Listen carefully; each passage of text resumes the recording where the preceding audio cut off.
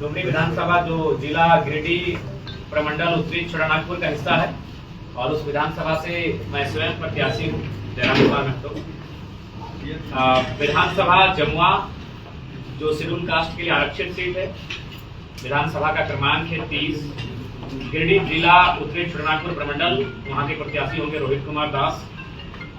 विधानसभा राजमहल क्रमांक संख्या 1, जिला साहेबगंज प्रमंडल संथाल परगना, वहाँ के प्रत्याशी होंगे मोतीलाल सरकार। विधानसभा तमाड़ जो अनुसूचित जनजाति के लिए आरक्षित है, क्रमांक संख्या 58, जिला रांची प्रमंडल दक्षिणी छोटानागपुर, वहाँ के प्रत्याशी होंगे दमयंती मुंडा। विधानसभा सरायकेला जो अनुसूचित जनजाति के लिए आरक्षित है, क्रमांक 51, जिला सरायकेला प्रमंडल कोल्हान, उस सीट से प्रत्याशी होंगे प्रेम मार्डी। विधानसभा छतरपुर जो शेड्यूल कास्ट के लिए आरक्षित है, क्रमांक 78, जिला और प्रमंडल पलामू, उस सीट से प्रत्याशी होंगे पृथ्वीराज। तो आज ये 6 प्रत्याशियों की सूची और झारखंड लोकतांत्रिक क्रांतिकारी मोर्चा का ये लास्ट वाला क्या बताया? छतरपुर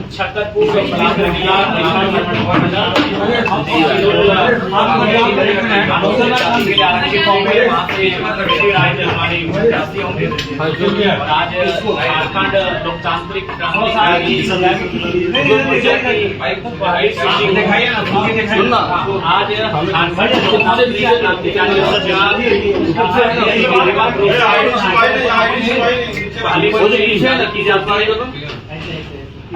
हमारे आगामी विधानसभा के जो चुनाव होंगे,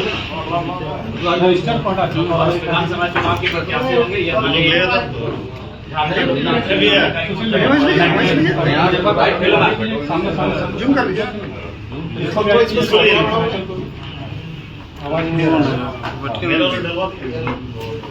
धन्यवाद। और बाकी आगे आपके सवाल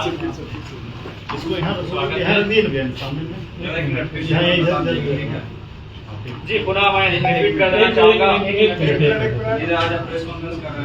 हमारे 6 प्रत्याशी पहले सूची जारी कर रहे हैं। कल रात ही पारसनाथ की तलहटी में संसदीय बोर्ड और स्टैंडिंग कमेटी की बैठक बुलाई गई थी और उस बैठक की रायशुमारी और संसदीय बोर्ड के अनुमोदन के बाद हम लोगों ने 6 प्रत्याशी की सूची को जारी करने का निर्णय लिया, जिनमें पहला विधानसभा डुमरी है। डुमरी विधानसभा चुनाव जो गिरिडीह जिला के अंतर्गत आता है, वहाँ मैं स्वयं प्रत्याशी हूँ जयराम कुमार महतो। जमुआ जो गिरिडीह जिला के अंतर्गत आता है, वहाँ के प्रत्याशी रोहित कुमार दास होंगे। राजमहल जो साहेबगंज जिला संथाल परगना की सीट है, वहाँ से प्रत्याशी मोतीलाल सरकार जी होंगे। तमाड़ जो रांची जिला दक्षिणी छोटानागपुर का अंश है, वहाँ की प्रत्याशी दमयंती मुंडा जी होंगी। सरायकेला जो सरायकेला जिला कोल्हान प्रमंडल की सीट है, वहाँ से प्रत्याशी प्रेम मार्डी जी होंगे। और छतरपुर जो पलामू जिला पलामू प्रमंडल की सीट है, वहाँ से प्रत्याशी पृथ्वीराज होंगे। बाकी आपके सवालों का स्वागत करते हैं। पूरे झारखंड में कितने प्रत्याशी आपको होंगे? देखिए दादा, पूरे झारखंड राज्य से लगभग हमें 69 जो सीटें हैं वहाँ से आवेदन मिला है। तो ये तो तय मान के चलिए कि 69 सीटों पर झारखंड लोकतांत्रिक क्रांतिकारी मोर्चा चुनाव लड़ेगी। उसके बाद हम लोग प्रयास कर रहे हैं कि कुछ ऐसे चेहरे जिनकी राजनीति में अच्छी पकड़ हो, अगर वो संपर्क करते हैं तो हम लोग पूरे 81 पे लड़ने की संभावना देख रहे हैं। दूसरे पार्टी से जाएंगे तो आपको शामिल कीजिए। देखिए, दूसरे पार्टी से आएंगे नो डाउट वे शामिल किए जाएंगे, लेकिन उसके लिए हम लोग जो हमारे पूर्व की कमेटी है, वहाँ के जिला अध्यक्ष हैं, तमाम प्रखंड के अध्यक्ष कमेटी बनी है, उनसे एक बार रायशुमारी करेंगे। अगर वे रजामंदी देंगे, वह सहमति देंगे, तभी हम लोग इस विषय पे आगे बढ़ेंगे। प्रमुख मुद्दे क्या अभी आप लोग विधानसभा चुनाव राज्य के मुद्दों पे लड़े जाते हैं। लोकसभा का चुनाव पार हो चुका है, लोकसभा का चुनाव देश के मुद्दों पर था, लेकिन देश के मुद्दों के साथ मैंने राज्य के मुद्दों से पूरे देश को परिचय करवाया।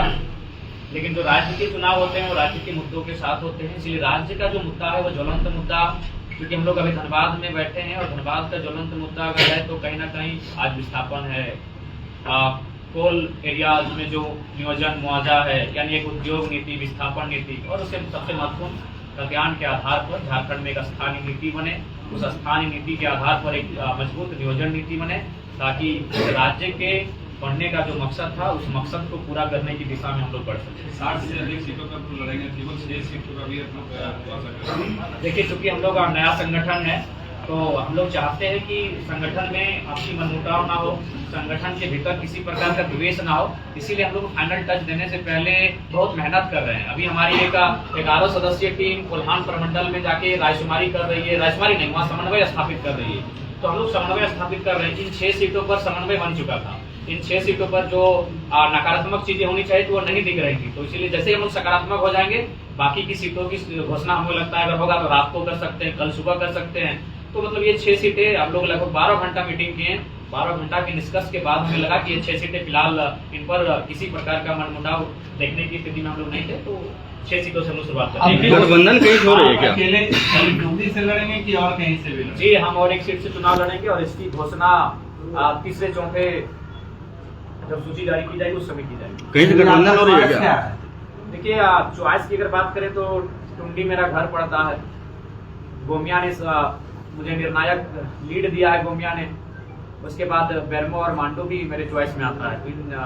उसके बाद अगर परिस्थितियां जैसी हो रही है, बागमारा में जिस दिन जो परिस्थितियां उस दिन उत्पन्न हुई, तो अगर बागमारा का समीकरण जयराम जी बोतल पटकने एक युवा होने के नाते, एक स्टूडेंट होने के नाते इस प्रकार के व्यवहार को मैं भी समर्थन नहीं करता, लेकिन उस व्यवहार के पीछे जो दर्द की दास्तान है, अत्याचार, शोषण और जुल्म की कहानी है, उस कहानी से अगर आप वाकिफ होंगे तो शायद मुझे लगता है कि वो व्यवहार परिस्थिति के हिसाब से कभी कभी हो जाता है। इंसान नहीं चाहता उस प्रकार का व्यवहार हो, लेकिन वो जो मामला है वहाँ 133 मजदूरों का मामला है। उन्हें ना वेतन, उचित वेतन तो छोड़ दीजिए, ये तय नहीं है कि वो जो मजदूर हैं वो किसके अंडर काम कर रहे हैं। ना बीसीसीएल जिम्मेवारी ले रही है, ना जो आउटसोर्सिंग कंपनियां हैं वो जिम्मेवारी ले रही है। यानी कह सकते हैं कि जिस प्रकार फिल्मों में हम लोग कहानी देखते थे, सुनते थे, वो हकीकत में बागमारा में दोहराई जा रही है।